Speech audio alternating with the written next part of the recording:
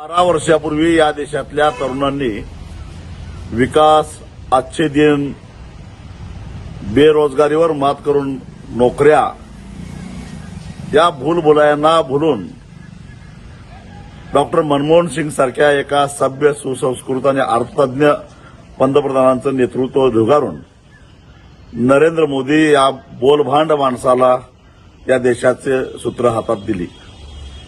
खरं तर त्यांच्या या भूलभुलैयाला बळी पडलेला मी एक माणूस होतो, परंतु मी वेळीच सावरलो।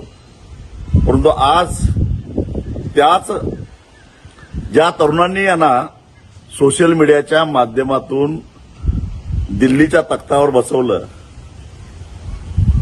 त्याच सोशल मीडियाचं सगळं जामर बसवून आज दिल्लीतल्या बातम्या बाहेर जाऊन द्यायचं नाही, अशा प्रकारचा प्रयत्न सरकार करायला लागलेला आहे।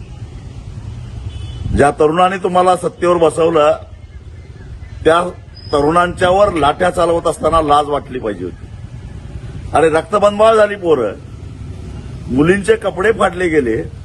हे आंदोलन विरोधी पक्षाचं नव्हतं, या देशातल्या तरुण पोरांचं होतं, विद्यार्थ्यांचं होतं। ते तुमचे शत्रू नव्हते, ते काय आतंकवादी नव्हते।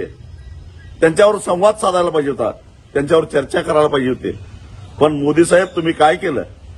तुम्ही त्यांना रक्तबंबाळ केलं। अहो, पोटचा गोळा जेव्हा रक्तबंबाळ होतो त्यावेळी इथं कळ येते फक्त बापाच्याच हृदयाला, काळजाला घरं पडतात। तुम्हाला मुलं बाळ नसल्यामुळे कदाचित त्याचं काय वाटलं नसेल, परंतु देशाच्या कोपऱ्यातून आलेल्या पोरांना रक्तबंबाळ करताना तुम्हाला काहीच वाटलं नाही का? अमानुषपणानं वागलात तुम्ही। मी मागं वाचलं होतं, विराट कोहलीची फक्त करंगळी फ्रॅक्चर झाली होती तर तुम्हाला फार दुःख झालं होतं। तुम्ही ट्विट काय केलं? तुम्ही मन की बात मध्ये काय बोलला? अरे आज देशाची तरुणाई रक्तबंबाळ झालेली आहे। बेवारसी कुत्र्यासारखं पोलीस त्यांना खाली पडून रस्त्यावर पाडून मारतायत, रक्तबंबाळ करतायत, पोलीस दगड फेकतायत, याच्यापेक्षा आणि काय? पण एक लक्षात घ्या, हे फार काळ चालणार नाही। ज्या तरुणांच्या बरोबर तुम्ही संवाद साधायला नकार दिला, चर्चा नाकारली, त्यांचं म्हणणं ऐकून घेतलं नाही, काय चुकलंय हो त्यांचं? तुम्ही त्यांच्यावर बोलत नाही, त्यांच्या आंदोलनाकडे लक्ष देत नाही, म्हणून ते त्यांची कैफियत घेऊन संसदेकडे येत असतील तर काय चुकीचं आहे त्यांचं?